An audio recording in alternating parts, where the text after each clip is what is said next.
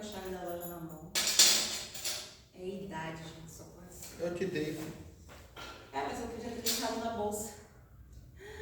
Eu tava pensando pra longe. Se quiser descer. Meu Deus, que vida é essa? Deus, em nome do teu filho amado Jesus Cristo, o Senhor sabe, Pai, que nós estamos aqui com propósito, com objetivo. E o nosso objetivo, Pai, é fazer a tua vontade, cumprir, Senhor, com a tua palavra. Então fica conosco, Senhor, nessa aula. Fala, Senhor, o que nós precisamos ouvir da tua parte. Nos ensina, Pai, porque a tua palavra diz que o povo perece porque lhe falta conhecimento. Então que não falte o teu conhecimento e a tua sabedoria sobre nós, em nome de Jesus. Amém? Então vamos lá, a gente continua falando sobre maldição. A primeira parte da folhinha de vocês aí diz assim: como quebrar uma maldição, né? E aí eu continuo aqui na folhinha, vou manter a leitura nela. Não devemos ser ignorantes. Não se desfaz maldições com trabalhos ou com rituais, mas reconhecendo o pecado, confessando, pedindo a Deus o perdão em nome de Jesus, pois é o nome de Jesus que abre e fecha todas as portas espirituais. Só Deus remove as maldições. Após orar, é necessário que o cristão deixe todas as práticas que deram lugar ao diabo. Então vamos começar lendo Isaías 5. Como sempre, a minha Bíblia não está marcada, porque eu estudo na Bíblia da loja. E aí a gente vai estar lendo Isaías 5, do 13 ao 14. Tá? Que fala exatamente sobre isso. Portanto, o meu povo será levado cativo ao exílio, por falta de sabedoria. E os seus nobres passarão fome e a multidão se secará de sede. Por este motivo, a sepultura aumentou e o seu apetite escancara sua boca. A morte levará para o seu interior todo o esplendor da cidade e a sua riqueza, a agitação das pessoas, do comércio, todos quantos nesse meio se divertiam. O que o profeta está falando? Que todo aquele mal, ele sobreveio sobre aquele povo porque eles não tinham sabedoria. Então, por falta de sabedoria, por ignorância deles, de não buscarem o conhecimento de Deus, eles foram derrotados pelos adversários. Então a gente tem que entender que a pessoa fala assim: ai, maldição pega de crente, isso é assim, por que se fala tanto em maldição? Porque a gente precisa entender que o mundo espiritual, ele tem uma legalidade, um direito legal. Como alguém que por exemplo, quando você compra um terreno, você vai no cartório e você faz uma escritura, correto? Aquele documento é o seu documento legal de posse daquilo dali. Então, vamos supor, mesmo que você diga assim para mim: Jeane, eu estou te dando aquele terreno. Enquanto você não faz o ato legal, jurídico, de passar aquela propriedade para o meu nome, aquilo dali não me pertence. Então, o mundo espiritual, ele precisa de atitudes que sejam legais. Por que Jesus vai dizer assim: aquele que me confessar diante dos homens, eu confessarei diante do Pai? É por isso que a gente faz o apelo. Aceitou Jesus? Levanta a mão, vou orar com você. Porque esse apelo, ele é bíblico. Porque enquanto você falar: Jesus está no meu coração, mas você não declara com a sua boca, você não transferiu a sua posse da sua propriedade, que é a sua vida, para Jesus. Então as coisas precisam, o mundo espiritual, ele precisa de legalidade. E aqui essa parte eu coloquei um passo a passo. Entrou uma maldição, um olho grande, uma praga, um trabalho de feitiçaria, uma obra oculta, entrou contra a minha vida. Como eu venço isso? Primeiro, se eu estou vivendo uma vida de pecado, eu preciso reconhecer, eu preciso confessar o meu pecado, eu preciso pedir perdão a Deus e em nome de Jesus, todas as portas que o diabo estava acessando a nossa vida, elas são fechadas. Aí vamos abrir lá em Tiago, capítulo 4, a partir do verso 7.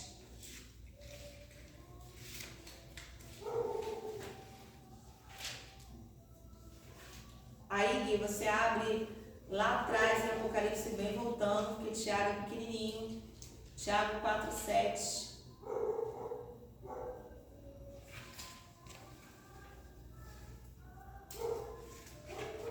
Amém? Tiago 4, 7 diz assim, ó. Portanto, sujeitai-vos a Deus. Primeira coisa, para eu vencer o inimigo, eu tenho que me submeter à vontade de Deus. Resistir ao diabo. O que é essa resistência? Eu me manter posicionada naquilo que a palavra diz, mesmo se os meus olhos não estão vendo aquilo que a palavra diz. E ele fugirá de vós. Então, a gente precisa de um posicionamento onde a gente não permita que Satanás ele tenha lugar na nossa vida. Vocês estão conseguindo entender? Ah, mas Cristo já venceu tudo na cruz do Calvário. Mas a Bíblia está te ensinando aqui, ó, que você tem que se submeter a Deus e resistir. É engraçado que esse texto de Tiago não diz nem que você tem que brigar com o diabo. Ele diz que você tem que resistir. Resistência é você se manter sólido, é você se manter firme, é você não ser permeável àquilo que o diabo, aquilo que o diabo manda para a sua vida. A gente fala assim, pentecostal, testemunhar as setas, os dardos inflamados do diabo. A gente tem que se manter sólido e firme naquilo que o Senhor ele está mandando você fazer ou está mandando você se posicionar. Amém? E orar por aqueles que nos amaldiçoam. Então lá em Lucas capítulo 6, 27, 28, eu não vou ler, mas é o Senhor Jesus falando para a gente orar e abençoar os nossos inimigos. Para a gente orar e abençoar aqueles que nos perseguem. Não é para fazer como a gente faz, Senhor, faz justiça aqui, mata esse miserável. Fulano está querendo que eu seja demitido, que ele seja demitido. Não, não. É engraçado, eu estava conversando com uma amiga esses dias, eu estava falando com ela, nós somos, pela fé, filhos de Abraão. Então, qual é a bênção que está sobre Abraão? Abençoarei os que te abençoarem e amaldiçoarei aqueles que te amaldiçoarem. A gente, como profeta de Deus, a gente não tem que amaldiçoar ninguém. Gente, a gente não pode liberar palavra, né? Eu sei que às vezes de brincadeira a gente fala umas coisas meio torta, mas miserável, infeliz, maldito, essas palavras não podem estar na nossa boca. E Lucas 6, do 27 e 28, Jesus fala para abençoar aqueles que nos perseguem. Amém? Vamos lá. Maldições pegam em crentes. Isso aqui é um tópico muito polêmico, porque os mais radicais, principalmente os tradicionais, batistas tradicionais, presbiterianos, eles vão dizer que maldição não existe. Isso era uma figura de linguagem do Antigo Testamento. Isso não acontece mais, isso não é mais para hoje. Mas vamos lá, vamos para os textos. Quando o nosso desejo e ações dão direito legal, as maldições sim pegam em crente. Lembra que eu falei da outra aula sobre Geazi?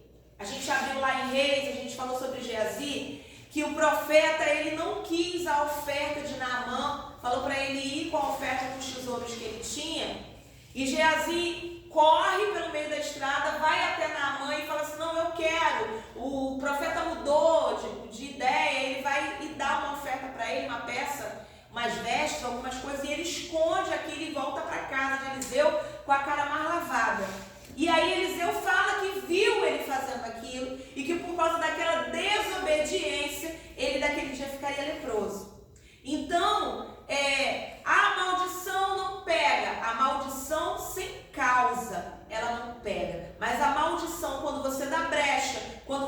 legalidade. Quando você abre a porta para Satanás, a maldição ela pega. Porque o mundo espiritual ele é legal. Então vamos lá. Jeremias 6:19. A gente pode até abrir lá. Jeremias capítulo 6, a partir do verso 19.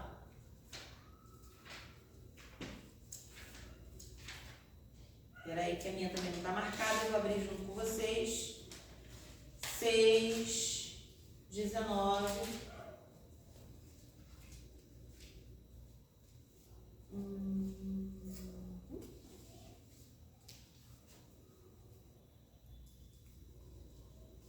Aqui, ó. Ouvi, ó toda a terra, eis que trarei, é Deus falando, tá? Desgraça sobre este povo. Como é que essa desgraça ela vem? Como decorrência dos seus planos malignos e suas maquinações perversas, porquanto não atenderam às minhas palavras e desprezaram os meus mandamentos. Por que veio a tragédia? Como uma retribuição ao povo ter ouvido, ter maquinado planos malignos. Às vezes as pessoas elas maquinam, elas criam planos e projetos para prejudicar outras pessoas. Então, quando as pessoas que conhecem a palavra desprezam o mandamento de Deus, elas dão legalidade para que o mal ele comece a atuar na sua vida. E volta para a folhinha, ó. Jeremias 6:19 fala que o povo sofreria o mal por causa do fruto dos seus pensamentos, né? Desejo, intenção. Isso é legalidade. Por isso, Provérbios 26:2 ensina que maldições sem causa não têm efeito. Eu quero ler esse texto com vocês, porque todo mundo fala isso. Aí a pessoa fala assim, ai, essa história de crente que tem maldição, maldição sem causa. Vamos ler, para a gente poder entender. Provérbios 26:2.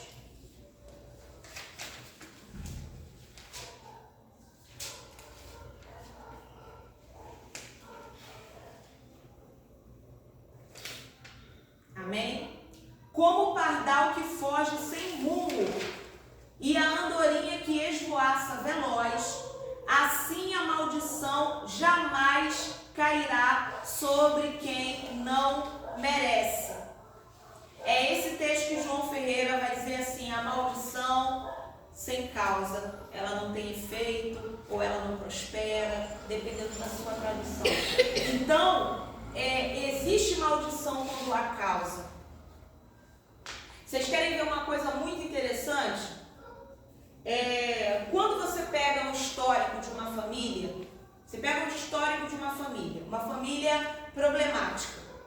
Vamos dizer que nessa família tenha um abusador, alguém que cometa crimes, violência. É muito comum que esse padrão violento, ele se perpetue. Ele aconteça, aquele mesmo padrão, sei lá, no tataravô, aconteça no avô, no bisavô, no avô, no pai. Ah, teve um padrão, deixa eu ver um outro padrão interessante, compulsão, alcoolismo. O tataravô era alcoólatra, o bisavô era alcoólatra, o avô era alcoólatra. Aí aquilo perpetua, é um quadro que se perpetua.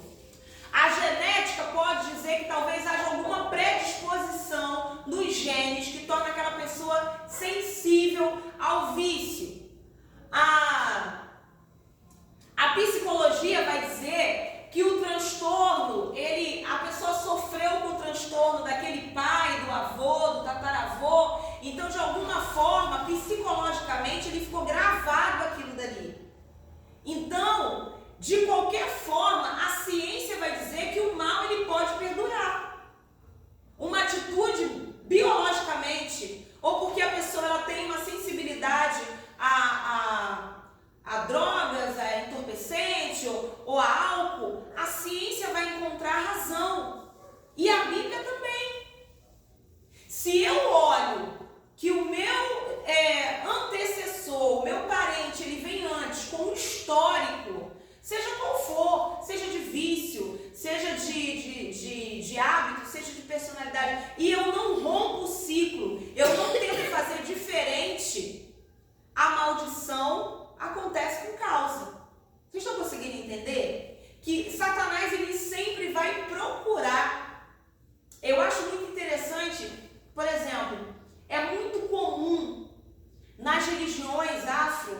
que as pessoas herdem os legados espirituais de família. Isso é claro. As pessoas sabem que se fulano foi, Beltrano, mais alguém da casa vai ser, porque aquilo se torna um legado, se torna uma herança. Então, a gente tem que entender que o mundo espiritual, ele tem essa legalidade. Só que Provérbios vai dizer que toda maldição, toda herança ruim, ela acontece se ela encontra quem dá lugar. Satanás, ele quer exatamente uma oportunidade. Vamos voltar para a folhinha. Quais são as possibilidades para que Satanás entre? Cuidado com suas palavras. Mateus 12, 36 ou 37, Jesus ele vai falar sobre as nossas palavras. Tiago 3, 6, 10. Tiago vai falar sobre o poder da palavra, o poder da língua. Então a gente precisa usar as nossas palavras com sabedoria, saber aquilo que fala, ter cuidado para não amaldiçoar. Eu li um livro há muito tempo atrás do Jorge Linhares, eu não lembro o nome agora, mas que ele fala exatamente sobre o poder da palavra, o poder da voz. E ele falou que uma vez ele foi atender uma família, que o filho daquele casal, ele estava arrumando as coisas, indo embora para fora de casa, dizendo assim, olha, eu sou gay, eu estou indo embora e eu vou morar com outro homem. E falaram para ele assim, pastor, vai lá na casa do fulano que está maior confusão e o filho dele está saindo de casa e dizendo que é homossexual, que vai morar com outro homem, não sei o quê. E ele foi atender essa família. Só que é interessante, preste atenção, que ele falou que ele foi orando, pedindo a Deus sabedoria, e chegou lá, ele separou o menino, o rapaz, dos pais e sentou para conversar. Meu filho, o que está acontecendo? Aí o menino virou e falou assim, então, pastor, deixa eu falar. Meu pai fala que eu não presto, falou que eu não sou homem, falou que eu pareço um viadinho, que eu sou isso, sou aquilo, então ele agora vai ter um filho viado. Olha que coisa pesada. Aí ele conversou com o menino, falou sobre perdão, que mesmo o fato do pai dele estar dentro da igreja não significava que ele era alguém sábio, e falou para ele que ele perdoasse, e aquele rapaz chorou muito com ele, pediu perdão para a mãe, para os pais, por aquela atitude, por aquilo que falou, e nunca saiu de casa, e nunca teve um comportamento homossexual. Agora, essa atitude do pai, talvez o filho, eu não sei, estou conjecturando, talvez o filho não fosse um atleta, talvez ele não fosse torcedor de futebol, aquilo que o pai idealizou de masculinidade, e por causa daquilo ele ficava maltratando o menino. Então aquela palavra, repetidamente no ouvido daquele garoto, causou nele um impacto de começar a acreditar que ele era aquilo. E aí Jesus ele fala uma coisa muito interessante lá em Mateus 12, a partir do 34. Jesus diz assim, Mateus 12, 34. Raça de víboras, como podeis falar coisas boas, sendo maus? Pois a boca fala do que está cheio o coração. Uma pessoa tira do seu bom tesouro, que é o seu coração, coisas boas, mas a pessoa má tira do seu tesouro mal coisas. Por isso vos afirmo que de toda palavra fútil que as pessoas disserem, dela deverão prestar conta no dia do juízo, porque pelas tuas palavras serás absolvido e pelas tuas palavras será condenado. O que Jesus está dizendo? No dia em que eu vier julgar a igreja, você vai ser salvo ou condenado pelas suas palavras, por aquilo que você fala. Aquilo que você fala tem um poder, tem um efeito. Por exemplo, se eu chegar ali na rua e falar assim, olha só, tem que fazer uma obra nessa rua, adianta alguma coisa? Não. Mas se o prefeito, secretário de obras, que são pessoas com autoridade para isso, falar que vai ter que fazer uma obra na rua, vai ser feito, sim ou não? Porque eles têm uma autoridade para exercer aquela função. E nós, como filhos de Deus, nós temos autoridade para exercer essa autoridade espiritual nas nossas vidas e na vida das pessoas que estão próximas da gente. Então, a gente que é pai dos filhos,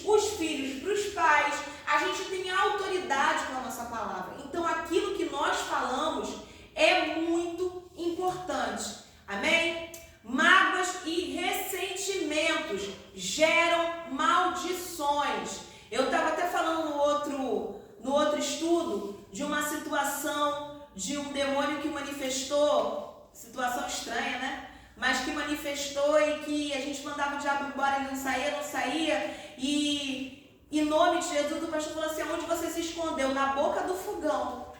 Coisa esquisita, né? Aí quando a gente foi descobrir a história, depois que mandamos o inimigo embora no nome de Jesus, a pessoa tinha preparado umas coisas que não era para preparar. Ela tinha feito obras com má intenção para outras pessoas. Ai, pastora, que obra? Às vezes, simpatia, aquelas mandigas que passam de geração para geração, de família. Mas Hebreus 12, a partir do 12:15, vai falar sobre raízes de amargura, tá? Hebreus capítulo 12, a partir do verso 14, diz assim: esforçai-vos para viver em paz com todas as pessoas e em santificação, sem a qual ninguém verá o Senhor. Vigiai para que ninguém se exclua. Vigiai para que ninguém se exclua. Sou eu mesmo que me excluo da graça de Deus. Que nenhuma raiz de mágoa, amargura, brote e vos cause confusão, contaminando a muitos. Prestem atenção. O texto está falando que a mágoa, ela te exclui da graça. Você mesmo, é como se a graça estivesse te cobrindo e você mesmo saísse daquela cobertura por causa da mágoa, do ressentimento.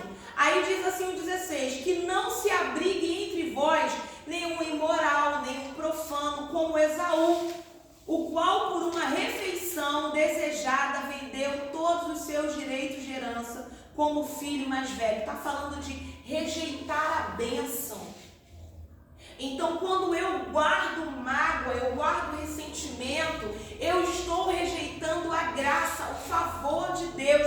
Mas, pastora, isso me dá o direito, então, eu não posso ficar triste se eu for magoado? Eu não posso ficar triste se eu for ofendido? É pecado eu me ofender com aquilo que fizeram comigo? Não, não é pecado você ficar triste.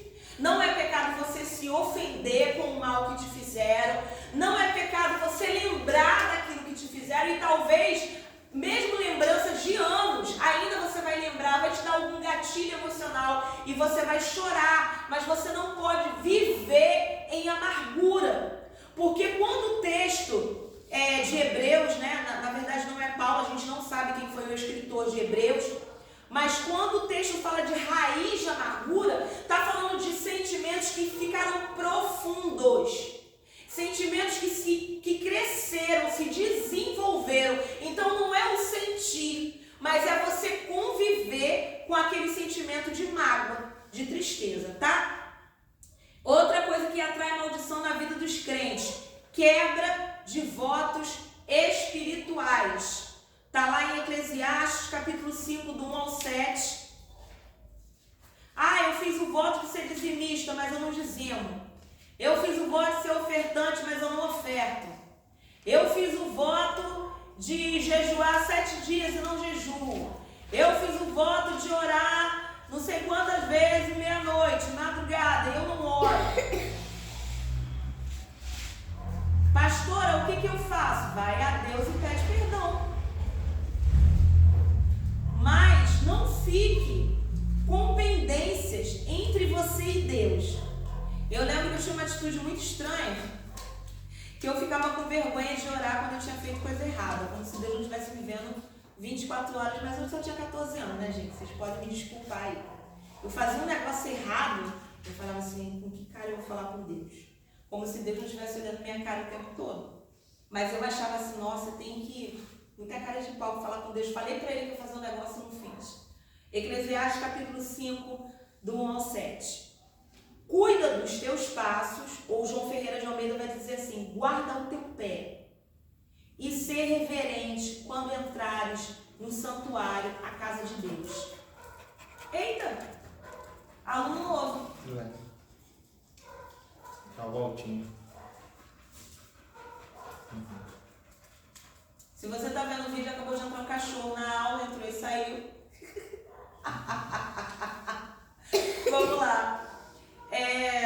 Aproxima-te para ouvir, vale muito mais que os vários sacrifícios oferecidos pelos tolos, ainda que não percebam o mal que estão o quê? Fazendo. Então olha o que Deus está falando. Quando você entrar na casa de Deus, quando você estiver na reunião no meio da igreja, atenta os teus ouvidos. O que é guarda o teu pé? Seja cuidadoso, seja atencioso, presta atenção naquilo que está sendo falado. Parece que ele está falando com a igreja do século XXI, né? Do pessoal, ai pai, me perdoa, mas o vídeo é de estudo para a igreja. O pessoal que vende óleo das 8.000 promessas, o pessoal que planta o envelope, o pessoal que dá a caneta ungida, compra aqui a caneta que você vai fazer a prova. Você já viram essas besteiras, essas bobagens? E eu não estou falando de ser contra ato profético. Eu creio em ato profético. Eu creio que tudo que eu apresento a Deus, Deus unge e consagra aquilo porque Deus se move através da minha vida. Mas a gente precisa entender que às vezes existem manipulações no momento do voto, no momento do ofertório, em muitos lugares. Eu estava vendo o exemplo de uma irmã até aqui da igreja, que ela estava contando que o pastor pediu a oferta, ninguém deu a oferta. Ele falou assim, pega tudo que você tem na bolsa e levanta para o céu. E as pessoas levantaram e falaram assim, tá vendo as ovelhas escondendo leite? E mandou recolher a oferta na mão das pessoas. Assim, sem a pessoa querer dar. Então, a gente tem que ser sábio e não fazer voto precipitado. 2, não permita que a tua boca fale precipitadamente, nem que o teu coração o impulsione a fazer promessas diante de Deus. Afinal, Deus está nos céus e tu apenas vives sobre a terra. Portanto, que tuas palavras sejam poucas e sejam corretas. O que é que o Eclesiastes está dizendo? É melhor você prometer pouco e ser fiel do que tu falar um bando de coisa e não fazer nada. Porque isso dá legalidade no mundo espiritual. Nós temos duas plateias nos assistindo. Tem o inimigo com a plateia dele e Deus com seus anjos do lado. Então, quando você se coloca numa posição em que você dá lugar ao inimigo, a plateia do lado da acusação, ela está te olhando. Ela está procurando aquelas falhas suas para entrar na sua vida. A gente precisa ser fiel naquilo que a gente promete a Deus.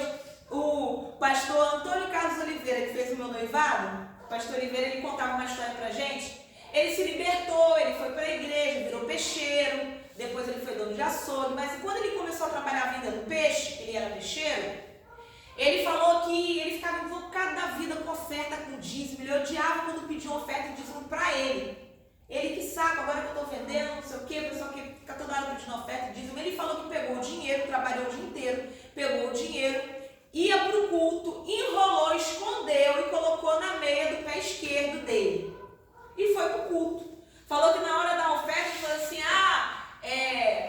eu não estou com dinheiro na carteira, não tenho nada para ofertar. E saiu. Ele falou que quando foi saindo daquela igreja universal ali da Rua do Meio de Belfor Roxo, ele saiu, já era tarde da noite, ficou conversando com uns obreiros, saiu, o bandido parou armado para assaltar ele, falou para ele assim, me dá o dinheiro. Ele falou, pode levar minha carteira, eu não tenho nada. Aí o bandido virou e falou para ele assim, o dinheiro que está na sua meia do pé esquerdo.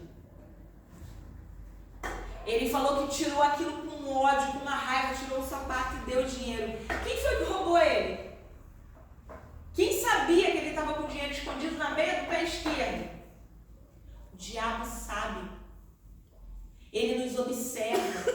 Ele vê o que você está fazendo com interesse de coração. Pastor, eu fiz um voto propósito e eu não concluí porque foi difícil. Deus, ele está vendo. Dobra o seu joelho e fala, Senhor, eu fiz um voto de tolo. Eu não vou conseguir cumprir. Me perdoa. Em nome de Jesus, Satanás usou isso como uma brecha para entrar na minha vida financeira, nos meus projetos. Pai, fecha essa porta em nome de Jesus. E acabou. Mas a gente não pode ficar falando com Deus, brincando com as coisas de Deus e achando que Deus não está vendo. É engraçado que o crente ele fica assim, Deus ele quer meu dízimo. Isso é coisa do Velho Testamento. Engraçado, né? A bênção do Velho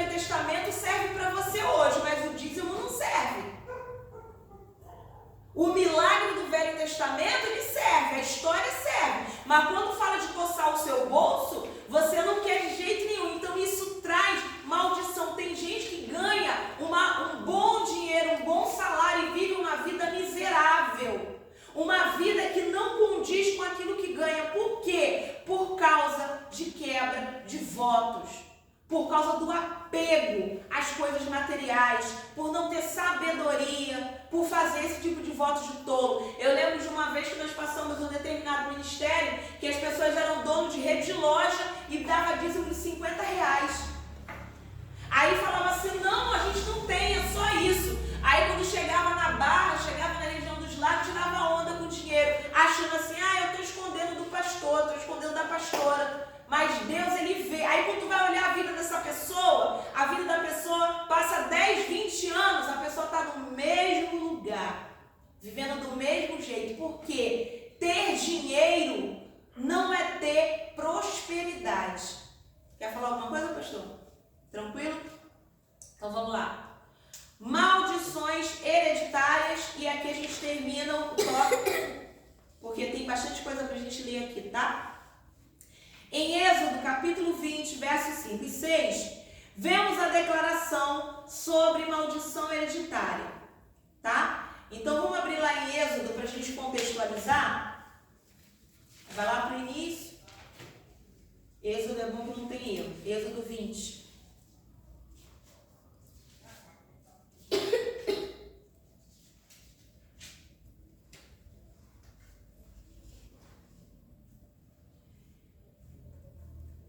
Amém. Êxodo capítulo 20, versos 5 e 6. Não te prostrarás diante desses deuses, estava falando dos deuses da terra de Canaã, e não os servirás, porquanto eu, o Senhor, teu Deus, sou um Deus ciumento ou zeloso, dependendo da sua tradução, de punho e iniquidade. Olha só, que puno, deixa eu me corrigir, que puno a iniquidade dos pais sobre os filhos até a terceira ou quarta geração dos que me odeiam.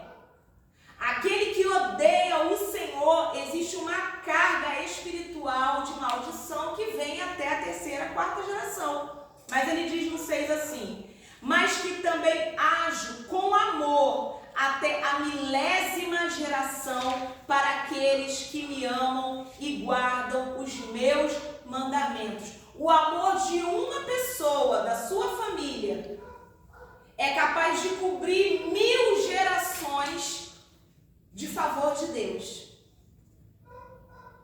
E a desobediência, a iniquidade, a idolatria, ela alcança com maldição até a terceira, quarta geração.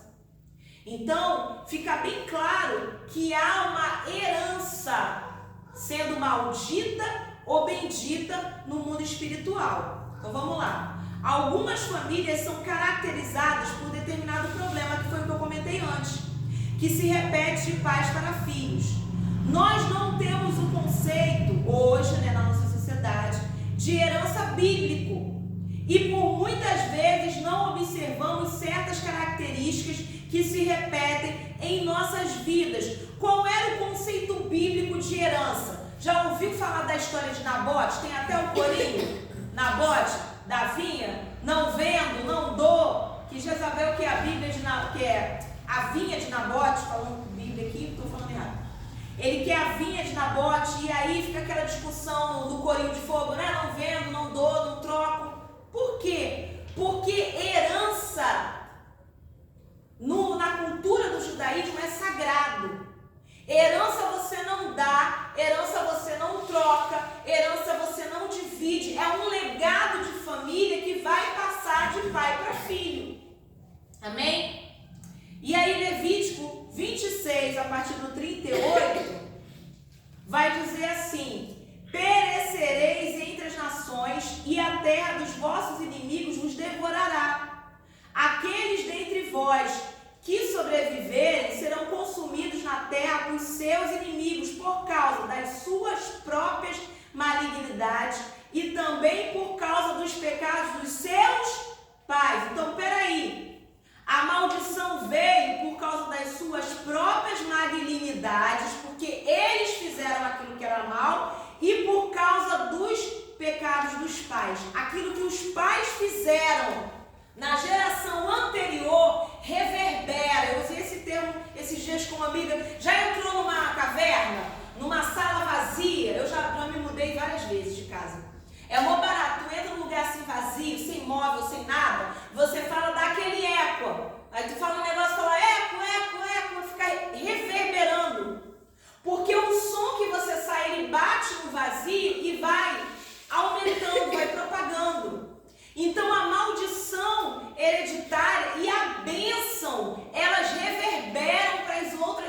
gerações.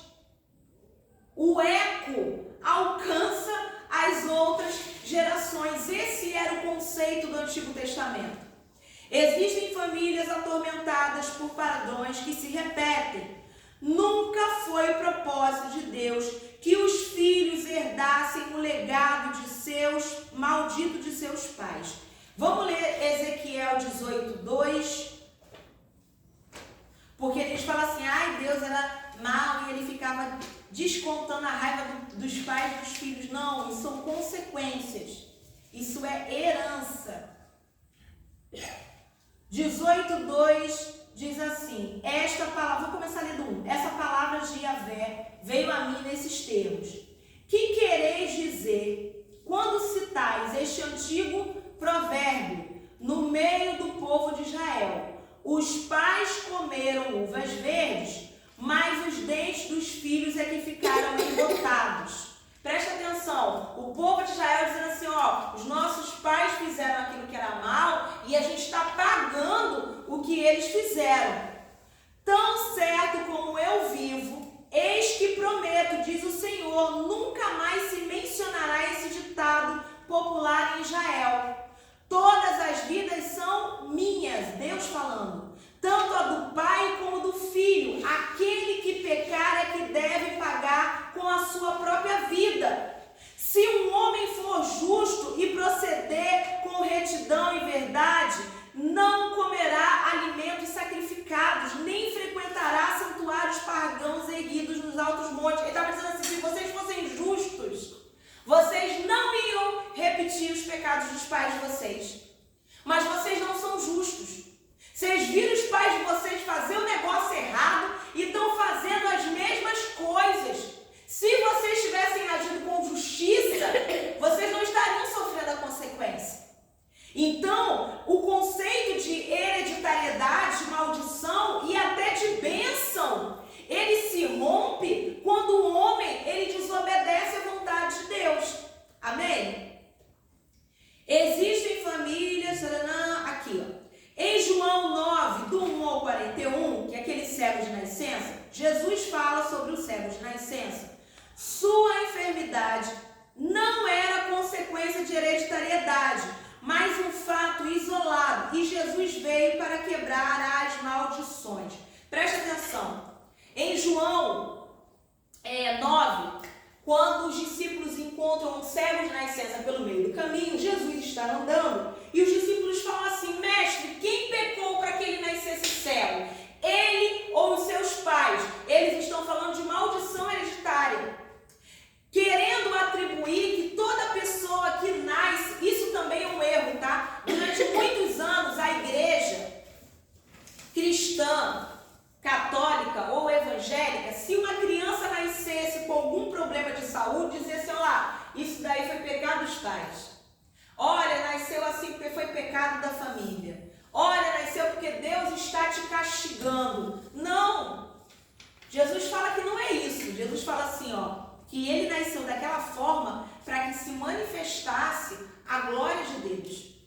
Então a gente não pode achar que maldição hereditária é um problema de saúde. A criança nasceu com problema de audição. A criança nasceu, com... tá muito comum, né? Com TEA, com transtorno, TDAH, hiperatividade ou autismo. Não, gente, isso não é maldição. Isso pode ser um fator genético. E aquilo dali pode ser uma oportunidade para que Deus manifeste a sua glória. Nós estamos falando de coisas espirituais, de legados familiares que se perpetuam. Então, vamos lá. Precisamos aprender com os profetas e pedir perdão pelos pecados das gerações anteriores. Então, eu deixei aqui para vocês 3 exemplos. Neemias 9, do 1 ao 3, Daniel 9, do 16 ao 17 e Esdras 9, 7. O que esses homens eles têm em comum? Neemias e Esdras são contemporâneos, eles vivem no mesmo espaço de tempo na linha do tempo bíblica, e Daniel um pouco antes. Como eles obtêm vitória nos seus tempos? Pedindo a Deus perdão pelo pecado da sua nação. Pedindo a Deus perdão pelo pecado do seu povo, se humilhando. Neemias ora e o Senhor, através dele, começa a restaurar a cidade de Jerusalém. Esdras ora e volta para Jerusalém no período da reconstrução de Neemias para reconstruir essa cidade, no caso o templo, né? Que está lá quando Ageu fala que a glória da segunda casa será maior do que a primeira. Também é contemporâneo, é amigo de Esdras, estão nessa mesma linha do templo, porque eles pediram a Deus perdão pelos pecados de uma geração. Existem situações familiares em que a gente deve dobrar o joelho e falar: Senhor, olha, eu peço perdão porque a minha família não teve sabedoria, eu peço perdão pelos pecados, Senhor, lava, na minha família isso não continua, isso não perpetua. A pastora Maria Tereza, aquela pastora que é juíza, ela conta uma história que ela foi pregar em um lugar aonde era uma fazenda, uma família que vivia no meio rural de fazenda, e ela, quando chegou lá, ela teve um sonho. Se vocês procurarem isso, vocês vão achar no YouTube. Ela conta que nesse sonho ela via homens, tipo capanga, né? Armado, matando pessoas, queimando casa, não sei o que lá. Quando ela chegou nesse lugar para pregar, a família que acolheu ela, a família pastoral que acolheu ela onde ela foi pregar, todos os irmãos dessa família morriam com doenças gravíssimas e câncer. Isso está no YouTube. E aí ela conta que quando ela chegou, ela contou: olha, eu estava vindo para cá, me preparando para trazer a palavra, eu sonhei isso. E uma das mulheres dessa casa viraram e falaram assim: então, pastora, deixa eu contar para a senhora, o nosso pai não era crente. Ele, para alcançar um terreno que ele queria para a fazenda, ele contratava os trabalhadores na fazenda e eles iam boca-panga mesmo. Iam lá, expulsavam as pessoas da casa, tacavam fogo, eles mataram pessoas, eles violentaram mulheres. A história está no YouTube. Eles cometeram crimes para espantar aquelas pessoas e ele ficar com aquele território todo para ele. E aí o que acontece com aquela legalidade de morte? Todos os filhos daquela família morriam com doenças trágicas.